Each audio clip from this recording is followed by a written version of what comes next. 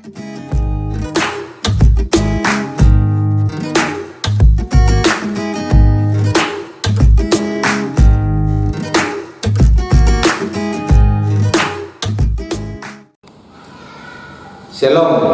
anak-anakku sekalian, bagaimana kabar? Ya, mudah-mudahan masih tetap semangat. Ya, itu harapan kita semua, selalu sehat, tetap semangat untuk mengikuti pelajaran, sekalipun ya kita harus masih belajar dari rumah. Ya, hari ini kita akan masuk di bab 7. Ya, di bab 7 perilaku sesuai nilai-nilai Kristiani. Ini adalah pertemuan kita ke-8 untuk membahas materi. Tapi sebelum kita masuk dalam materi, kita minta pertolongan kepada Tuhan. Kita berdoa. Hari ini Tuhan, kami mengucap syukur karena berkat-Mu, pertolongan-Mu, kami boleh bertemu lagi untuk belajar. Kiranya apa yang akan kami pelajari hari ini Tuhan boleh kami pahami dengan baik, menjadi petunjuk dan pedoman untuk kami melangkah sebagai anak-anak Kristiani. Ini doa kami Tuhan, dalam Yesus kami berdoa, amin. Di bagian A, anak-anakku bisa mengikutinya di halaman 59 buku paket. Menemukan nilai-nilai Kristiani dalam diri sendiri. Ya, kalau di bab 6 kemarin kita sudah belajar pengertian tentang nilai-nilai Kristiani. Nah, sekarang kita mau belajar tentang bagaimana perilaku sesuai dengan nilai-nilai Kristiani. Nah, sebelum kita membahas lebih jauh, ada dua pertanyaan. Ini pertanyaan reflektif. Silakan anak-anakku mengerjakannya sebelum lanjut di materi, belajar di materi. Yang pertama, apa yang akan kamu lakukan apabila melihat anggota keluargamu yang sedang sakit? Apa tindakan kita sebagai anak-anak remaja apabila kita melihat anggota keluarga yang sedang sakit? Itu yang pertama. Yang kedua, apa yang kamu lakukan apabila menemukan uang yang bukan milikmu di ruangan kelas? Nah, pasti ada yang sudah menjawab, ambil. Nah, kira-kira silakan berefleksi. Apa yang kamu lakukan ketika menemukan uang ini bukan milik kamu dalam ruang kelas atau dimanapun, bukan hanya di ruang kelas. Nah, silakan anak-anak menjawab dua pertanyaan ini sebelum lanjut di materi. Nah, oke, kita lanjut. Dalam nilai-nilai Kristiani dalam diri sendiri, ini setelah menjawab dua pertanyaan itu, keberaneka-ragaman jawaban kalian ini merupakan representasi atau gambaran dari nilai-nilai yang dianut oleh masing-masing pribadi kita. Ya, dari jawaban dari dua pertanyaan ini akan menggambarkan kira-kira bagaimana sebenarnya nilai-nilai yang selama ini kita pelajari sebagai umat Kristen. Nah, nilai itu berperan penting dalam kehidupan seorang karena nilai menjadi arah dalam bertingkah laku. Ini materi kita di bab 6. Ada nilai dan ada norma. Nilai itu biasa muncul dalam diri kita. Nilai itu mengukur baik dan tidak baik. Tapi norma adalah aturan. Nah, ini nilai itu adalah peran penting dalam kehidupan seseorang untuk bertingkah laku. Apakah kita mau bertingkah laku baik atau bertingkah laku tidak baik? Nah, dengan nilai itu kita bisa mengetahui mana yang berharga, ya, baik dan luhur, serta mengetahui hal-hal sebaliknya, mana yang tidak baik. Itu melalui nilai. Ini kadang muncul dalam hati kita, dalam perasaan Kalau saya lakukan ini, ini tujuannya baik. Kalau saya lakukan itu, ini tujuannya tidak baik. Ini konsekuensi yang harus kita ambil. Ini konsekuensi yang harus kita dalami dalam kehidupan. Nah, melalui gereja dan keluarga, ini seseorang mulai diperkenalkan tentang nilai-nilai kekristenan. Dalam keluarga, dalam gereja, kita diperkenalkan tentang nilai-nilai kekristenan. Tentunya berbicara tentang nilai-nilai kekristenan itu adalah nilai-nilai yang berbicara tentang nilai kebaikan yang diajarkan oleh Tuhan Yesus. Nah, nilai-nilai itu diharapkan mampu menghadapi berbagai situasi dalam hidup kita sehari-hari. Kita harus menentukan sikap. Apakah kita mau bertindak baik atau bertindak tidak baik? Dan konsekuensinya ada pada masing-masing nilai. Ya. Contoh, ya, nilai kejujuran adalah nilai yang diajarkan dalam Alkitab. Apakah kita mau berkata jujur atau berkata tidak jujur? Ini akan kembali menjadi konsekuensi, menjadi akibat, menjadi dampak dalam diri kita. Nanti anak-anak bandingkan dalam kitab Injil Matius pasal 5 ayat 37. Ya. Berkata jujur atau berkata tidak jujur atau berbohong. Nah, dengan demikian nilai-nilai Kristiani dalam diri seseorang dapat terlihat melalui respon, melalui tindakan saat ia melihat orang lain mengalami kesedihan. Ya. Nilai-nilai ini nanti muncul menurut pemahaman Alkitab. Ketika kita melihat orang bersedih, ketika kita melihat orang susah, atau melihat orang lain menderita, entah itu saudara,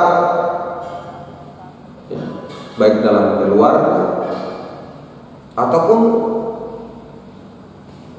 lingkungan di mana kita berada, kita mau mengambil sikap yang mana? Ya. Kita melihat orang sedih, apakah kita mau menghibur dia atau tidak? Kita melihat orang susah, kita mau menolong dia, membantu dia keluar dari kesusahannya atau tidak? Inilah nilai-nilai yang harus kita terapkan. Inilah yang harus kita pahami. Kita lihat orang menderita, apakah kita lihat-lihat saja atau kita mau tolong dia?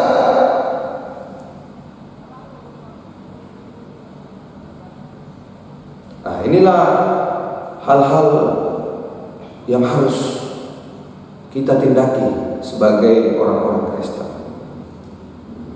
Menemukan barang yang bukan milik kita, kita mau apakan? Ambil dan tidak, seakan-akan tidak tahu apa-apa, atau ambil tindakan. Kemudian menghadapi ujian. Ya, sering ini biasanya, tapi mudah-mudahan anakku tidak begitu. Biasanya kalau biar ujian agama itu biasanya nyontek juga. Ya. Ini salah satu poin penilaian, dan ini masuk dalam kriteria nilai-nilai perilaku Kristen. Apakah itu dosa? Apakah itu salah? Apakah itu baik? Dan sebaliknya. Kemudian di bagian B, ya, perilaku sesuai nilai-nilai Kristiani. Salah satu nats Alkitab yang menjadi pedoman perilaku pelajar Kristen dalam menerapkan nilai-nilai Kristiani adalah Galatia 5 ayat 16 sampai 26. Nanti anak-anakku baca di rumah, perbandingkan, ada banyak hal tentang perilaku-perilaku yang menyangkut nilai-nilai Kristiani dalam kitab Galatia pasal 5 16 sampai 26. Nah, dalam perikop ini Paulus menggunakan dua gambaran untuk menjelaskan perilaku orang Kristen. Nah, ini. Jadi Galatia ini adalah surat yang ditulis oleh Rasul Paulus kepada jemaat di Galatia. Nah, ini Rasul Paulus menggambarkan dua perilaku orang Kristen. Yang pertama adalah hidup dalam daging dan hidup dalam roh. Ini dua sisi yang sangat berbeda. Hidup dalam daging berarti masih mengikuti kemauan manusiawi. Hari Minggu tidak mau ke gereja, itu keinginan daging. Bangun pagi tidak mau berdoa, itu keinginan daging. Dan yang kedua, gambaran perilaku yang dijelaskan oleh Rasul Paulus adalah hidup dalam roh. Hidup dalam roh adalah hidup menurut perintah dan ajaran Yesus Kristus, mengikuti perilaku apa yang telah diperbuat oleh Yesus semasa di dunia. Nah, ini dua hal ya. Bapak Guru ulangi lagi bahwa dua hal yang sangat berbeda. Perilaku sesuai dengan nilai-nilai Kristiani.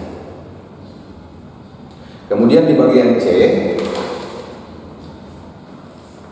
ya, cara belajar dari kenyataan hidup. Bagaimana kita mau belajar tentang nilai-nilai dari kenyataan hidup? Nah, di sini ada pembacaan pertama Samuel pasal 1 ayat 1 sampai 28. Ini tentang kisah Samuel. Nanti anak-anakku sendiri baca di rumah untuk membandingkan bagaimana sebenarnya hidupnya Samuel, bagaimana kehidupan kedua orang tua Samuel. Nah, diceritakan tentang ketabahan hati seorang ibu yang bernama Hana, ya, yang dengan penuh hati itu menyerahkan hidupnya kepada Tuhan. Dengan sepenuh hati, dengan sepenuh jiwa, tiap hari datang kepada Allah, tiap hari datang ke gereja, berdoa, meminta petunjuk supaya ibu Hana ini juga mempunyai anak. Nah, setiap saat dia berdoa dan memohon kemurahan hati Tuhan. Ya. Sekalipun ibu Hana ini sudah, kalau diceritakan dalam pertama Samuel, ini sudah berumur, ya, dia tidak pasrah dengan keadaan karena dia yakin bahwa Tuhan pasti menjawab doanya, dan benar dari setiap doa dan setiap keyakinannya itu membuahkan hasil yang luar biasa. Ya, ibu Hana diberi seorang anak yang namanya Samuel. Ya. Tapi dalam doanya kepada Tuhan bahwa ketika Tuhan memberi ibu Hana anak, dia akan menyerahkan anak ini untuk menjadi pelayan Tuhan. Dan benar, Samuel dikisahkan dalam pertama Samuel pasal 1 ayat 1 sampai 28 bagaimana Samuel menjadi abdi Allah memberitakan firman. Oke, anak-anakku sekalian, demikianlah materi kita hari ini. Sekiranya apa yang telah kita pelajari boleh kita pahami dengan baik. Ya, bagaimana kita mau mengambil sikap menerapkan nilai-nilai Kristiani dalam setiap kehidupan kita sebagai anak-anak remaja Kristen.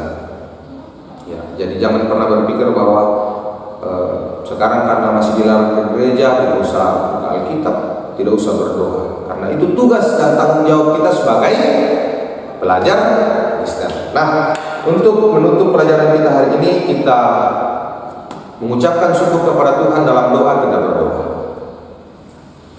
Kami mengucap syukur Tuhan karena kami boleh diberi kesempatan untuk belajar tentang nilai-nilai yang harus kami